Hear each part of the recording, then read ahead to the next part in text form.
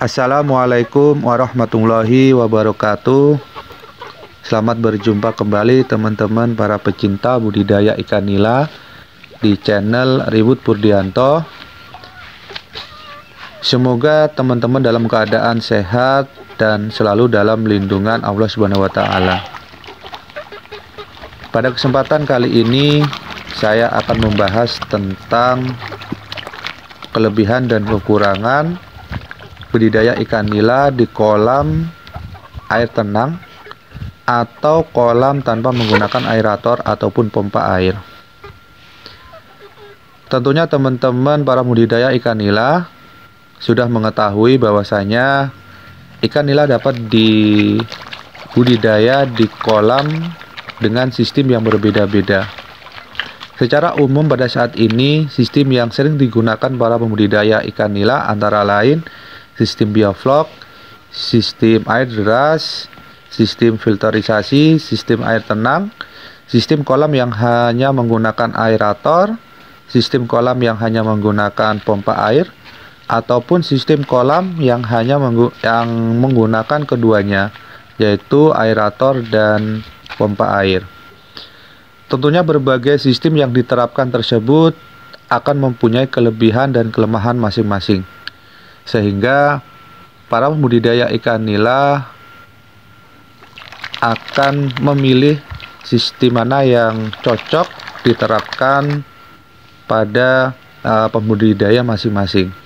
Yang pertama, kelebihan membudidaya ikan nila di kolam tanpa aerator atau kolam air tenang adalah sistem ini akan menghemat dalam pembelian alat penyuplai oksigen, baik itu berupa aerator maupun pompa air, yang dimana alat tersebut sangat mahal dan tidak semua pembudidaya, terutama pembudidaya ikan nila skala kecil rumah tangga, dapat membeli alat penyuplai oksigen tersebut.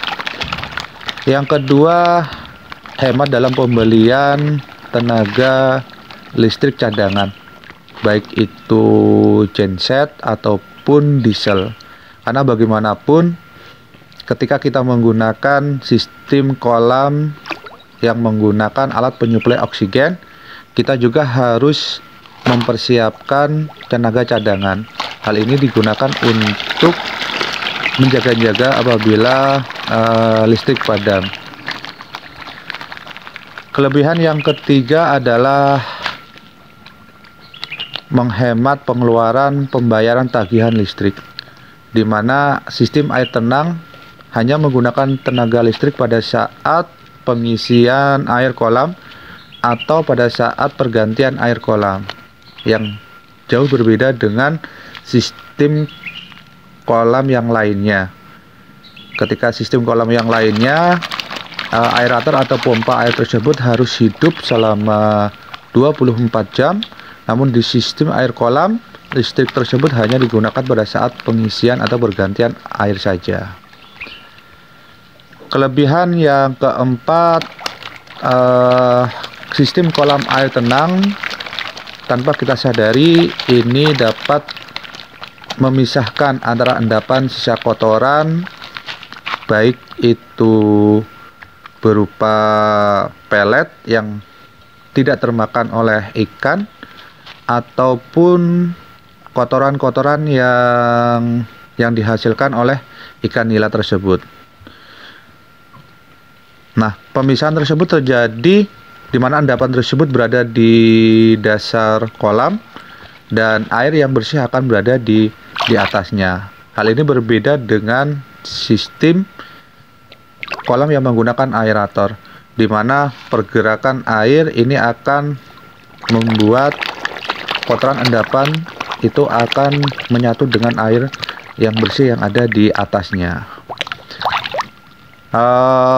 Untuk kelebihan yang kelima adalah ikan hasil budidaya di air tenang itu akan lebih kuat atau tidak akan cepat mati, baik itu dalam proses pemanenan maupun pada proses pendistribusian ke konsumen. Nah, itu setidaknya ada 5 kelebihan yang dapat kita ambil ketika kita menggunakan sistem kolam air tenang. Nah, selain kelebihan pastinya ada kekurangan pada sistem ini. Yang pertama, sistem kolam air tenang itu pada tebar per meter kubiknya akan lebih rendah dibandingkan dengan sistem yang lainnya. Kalau sistem yang lainnya mungkin mampu menebar 60 hingga 100 ekor per meter kubiknya. Namun sistem kolam air tenang idealnya ditebar 20 hingga 25 ekor.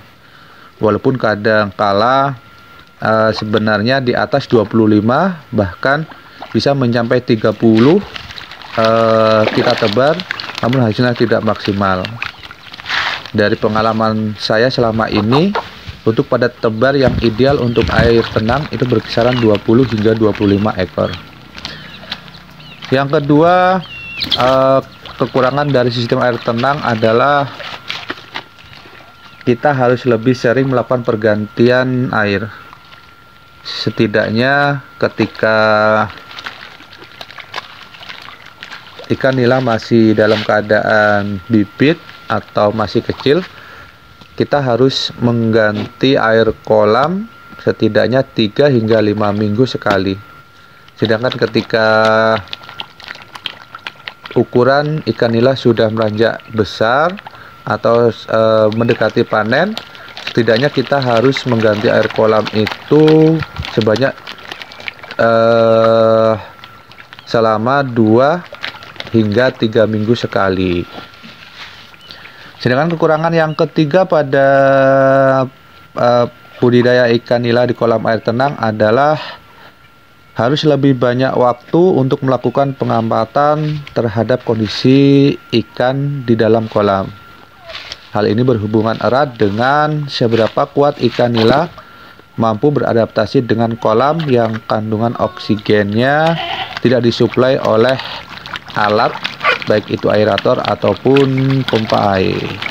Nah, hal ini sangat berkaitan dengan kualitas air.